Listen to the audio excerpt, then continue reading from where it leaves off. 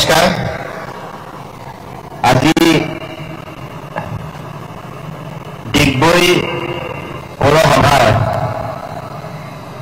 প্ৰধান সদস্য হিচাপে ডিব্ৰুগড় লোকসভা সমষ্টিৰ সাংসদ হিচাপে আজি শপত গ্ৰহণ কৰাৰ যি অনুষ্ঠান ইয়াত আয়োজন কৰা হৈছে, এই অনুষ্ঠানৰ সভাপতিত্ব কৰা ডিগবৈ পৌৰসভাৰ মাননীয় সভাপতি সুদীপ্ত দত্ত চৌধুৰী ডাঙৰীয়া, ডিগবৈ বিধানসভা সমষ্টিৰ জনপ্ৰিয় কৰ্ম উদ্যোগী বিধায়ক সুৰেন ফুকন ডাঙৰীয়া, আমাৰ এই সভাত উপস্থিত থকা আসাম হাউচিং বোৰ্ডৰ মাননীয় অধ্যক্ষ পুলক গোহাঁই ডাঙৰীয়া, আমাৰ SDO পৰিচিত হাউদাম ডাঙৰীয়া আৰু আমাৰ অসম গণ পৰিষদ দলৰ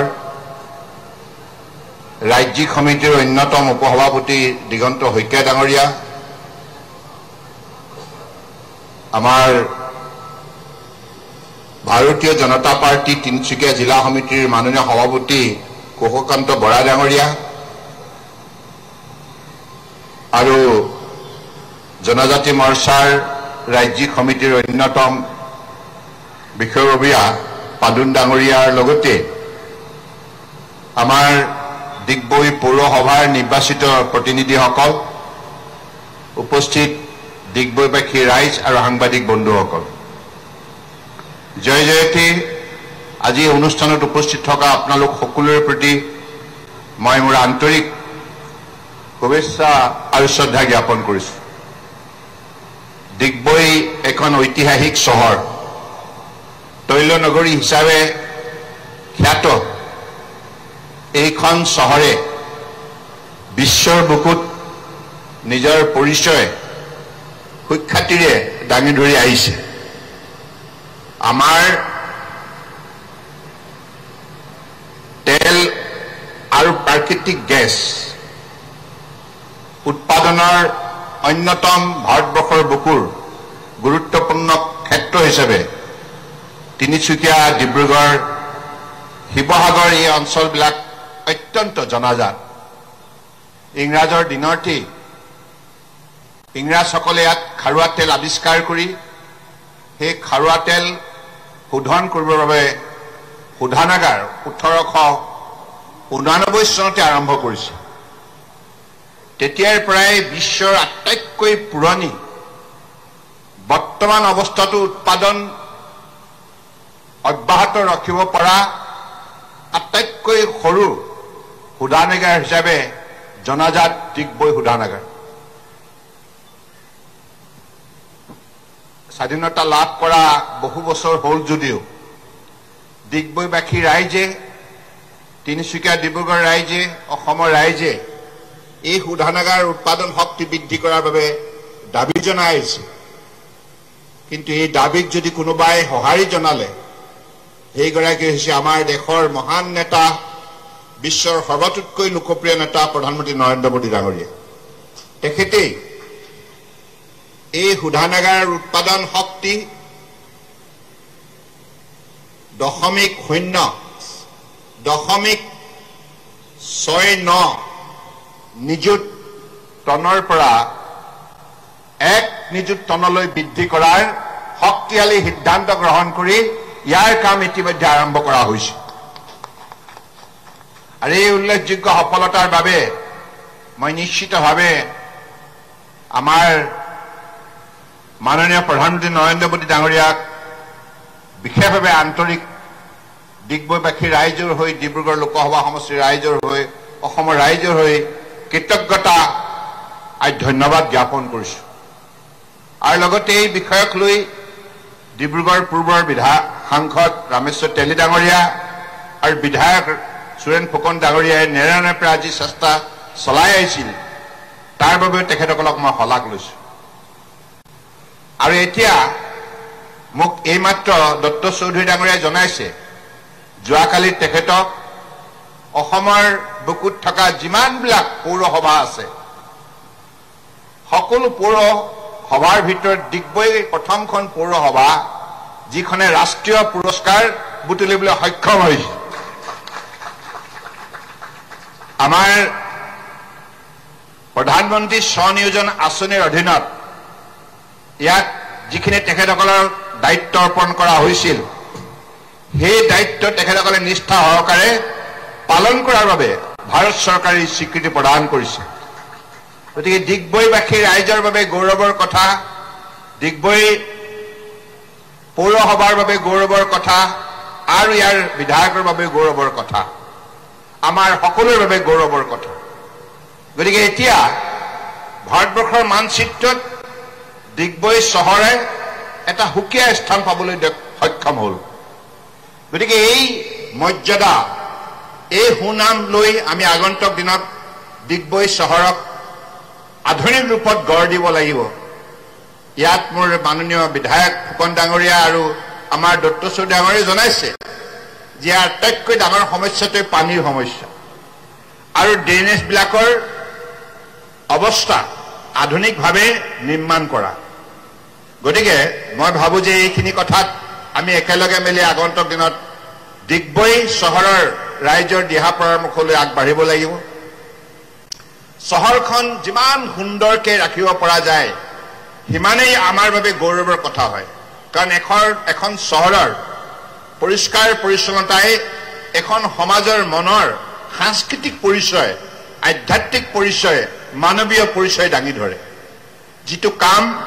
বৰ্তমান ভাৰতবৰ্ষৰ বুকুত এখন চহৰে আজি উল্লেখযোগ্যভাৱে দাঙি ধৰিবলৈ সক্ষম হৈছে সেইখন চহৰে হ'ল মধ্যপ্ৰদেশৰ ইন্দোৰ চহৰখন বাৰংবাৰ পৰিষ্কাৰ পৰিচ্ছন্নতাৰ বাবে শৃংখলাবদ্ধতাৰ বাবে নাগৰিকসকলৰ উন্নত মানদণ্ডৰ আচৰণৰ বাবে যাক চিভিক চেঞ্চ বুলি কোৱা যায় সেইখিনিৰ বাবে আজি ইন্দোৰ চহৰখনে ভাৰতবৰ্ষৰ 140 কোটি 84 লাখ মানুহৰ মাজত তেখেতসকলে উল্লেখযোগ্য স্থান দখল কৰিবলৈ সক্ষম হৈছে গতিকে ডিগবৈ চহৰেও ভৱিষ্যতৰ দিনত তেনে দৃষ্টিভংগীৰে আমি আগবাঢ়ি যাব লাগিব মই যোৱাটো লোকসভা নিৰ্বাচনত ডিগবৈবাসী ৰাইজে যি মৰম চেনেহ আগবঢ়ালে তাৰ বাবে মই আপোনালোকক বিশেষভাৱে আন্তৰিক শ্ৰদ্ধা আৰু কৃতজ্ঞতা জ্ঞাপন কৰিছোঁ আপোনালোকে বহু কষ্ট স্বীকাৰ কৰি এই সমষ্টিৰ পৰা মোক জয়যুক্ত হোৱাত সহায় কৰিলে তাৰ বাবে মই আপোনালোকৰ শ্ৰীচৰণত মোৰ গভীৰ শ্ৰদ্ধা কৃতজ্ঞতা আৰু সেৱা আগবঢ়াইছোঁ আৰু আজি শুভক্ষণত মই বিশ্বাস কৰোঁ আমাৰ মাননীয় সাংবাদিক বন্ধুসকল আছে যে এই যে ডিগবৈ পৌৰসভাই যিটো সুনাম বুটলি আনিছে গোটেই অসমৰ বাবে আৰু আমাৰ পৌৰসভাৰ নগৰবিলাকৰ যিখিনি উল্লেখযোগ্য কামৰ যিটো তেখেতসকলে আজি সফলতা যি তেখেতসকলে বুটলি আনিছে বা কঢ়িয়াই আনিছে এইখিনি ক্ষেত্ৰত মই ভাবোঁ যে সাংবাদিক বন্ধুসকলেও এই বিষয়টোক লৈ অধিক আপোনালোকে প্ৰচাৰ কৰা উচিত আপোনালোকৰ মাধ্যমৰ যোগেদিয়ে আমি অসমৰ মানুহৰ মনত বা ভাৰতবৰ্ষৰ মানুহৰ মনত প্ৰৱেশ কৰিব পাৰোঁ সেইখিনি শক্তি আপোনালোকৰ সংবাদ মাধ্যমৰ আছে গতিকে কাৰণ ভাল কামক আমি যিমান গুৰুত্ব দিওঁ যিমান গুণানুকীৰ্তন কৰোঁ সিমানেই ভৱিষ্যতৰ প্ৰজন্মই ভাল কাম কৰিবলৈ আগ্ৰহ প্ৰকাশ কৰিব গতিকে উঠি অহা ল'ৰা ছোৱালীবিলাকে যাতে এই পুৰস্কাৰটোৰ কথা ভালদৰে জানিবলৈ সক্ষম হয় কাৰণ এইটো সাধাৰণ পুৰস্কাৰ নহয় ভাৰতবৰ্ষৰ কিমান ডাঙৰ এখন উপমহাদেশ হাজাৰ হাজাৰ ইয়াত চহৰ আছে নিগম আছে সভা আছে পৌৰসভা পৌৰ নিগম ইত্যাদি ইত্যাদি গতিকে তাৰ মাজত এনেধৰণে সুখ্যাতিৰে ডিগবৈ পৌৰসভাই উল্লেখযোগ্য সফলতা আয়ত্ব কৰাটো এইটো সৰু কথা কোনো যুক্তিতে হ'ব নোৱাৰে সাধাৰণ কথা হ'বই নোৱাৰে গতিকে মই ভাবোঁ যে এই কথাখিনি ডিগবৈ চহৰৰ প্ৰতি ঘৰ প্ৰতিটো পৰিয়ালৰ মাজত আলোচনা হোৱা উচিত আৰু মই সেইকাৰণে ভাবোঁ যে আমাৰ বহক আপুনি দত্ত চৌধুৰী ডাঙৰীয়াৰ নেতৃত্বত বিশেষকৈ বিধায়ক ডাঙৰীয়াটো আছেই সকলো গোটেই সমষ্টিটোৰ বাবে গতিকে এই পৌৰসভাৰ প্ৰতিটো ৱাৰ্ডতে এই বঁটাটোক লৈ আপোনালোকে এখন নাগৰিক সভা অনুষ্ঠিত কৰক ৰাইজক জনাই দিয়ক যে এই বঁটাটো কেনেধৰণে আপোনালোকে আয়ত্ব কৰিলে কাৰণ এই বঁটাটো আমি যদি পৌৰসভাই পাইছো ইয়াৰ অন্তৰালত ডিগবৈ চহৰৰ ৰাইজৰ উল্লেখযোগ্য অৱদান আছে আশীৰ্বাদ আছে সহযোগিতা আছে গতিকে এই বঁটাটোৰ বাবে কৃতজ্ঞতাৰ পাত্ৰ হৈছে ডিগবৈ চহৰৰ ৰাইজ সেইকাৰণে প্ৰতিটো ৱাৰ্ডত এখন সভা আমাৰ ৱাৰ্ড কমিশনাৰবিলাক আছেই আপোনালোকে তাত সেই ৱাৰ্ডত বসবাস কৰা বিশিষ্ট সন্মানিত ব্যক্তিসকলক যুৱক যুৱতী ছাত্ৰ ছাত্ৰী শিক্ষক শিক্ষয়িত্ৰী অভিভাৱক সকলোকে মাতি এই বঁটাটো আপোনালোকে কেনেকে অৰ্জন কৰিবলৈ সক্ষম হ'ল আৰু এই বঁটাটো দিয়াৰ যিটো কাৰ্যসূচী ৰাষ্ট্ৰীয় ৰাজধানীত আয়োজন কৰা হৈছিল কাৰ্যসূচী কেনেকৈ কৰিছিল কোনে দ্বিতীয় পুৰস্কাৰ পালে তৃতীয় পুৰস্কাৰ পালে বিভিন্ন শিতানত এই কথাবিলাক বিতংভাৱে আলোচনা হোৱা উচিত কাৰণ ভাল কামৰ ভাল ফল দিয়া উচিত আৰু ভাল কাম যিমান গুণানুকীৰ্তন হয় সিমানে ইয়াৰ মৰ্যাদাৰ শ্ৰীবৃদ্ধি হয় গতিকে আজি শুভখনত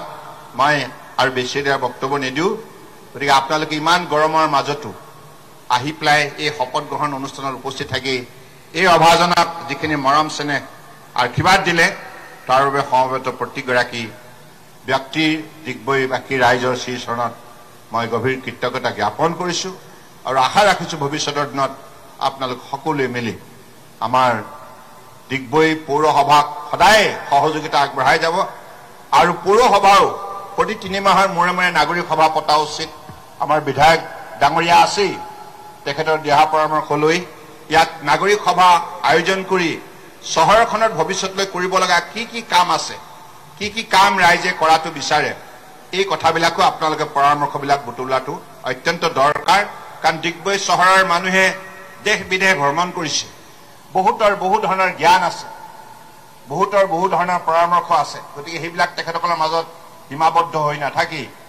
ৰাজহুৱা সভাত তেখেতসকলে ব্যক্ত কৰিলে ভৱিষ্যতৰ দিনত এইখন চহৰক সজাই তোলাৰ বাবে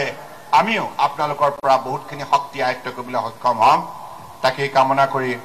আমাৰ এই মঞ্চত উপস্থিত থকা প্ৰতিগৰাকী ব্যক্তিলৈ পুনৰ আন্তৰিক শ্ৰদ্ধা জ্ঞাপন কৰিছো সমবেত সমূহ ৰাইজলৈ সেৱা জনাই মোৰ বক্তব্য সামৰিলো ধন্যবাদ জয় অসম জয় হিন্দ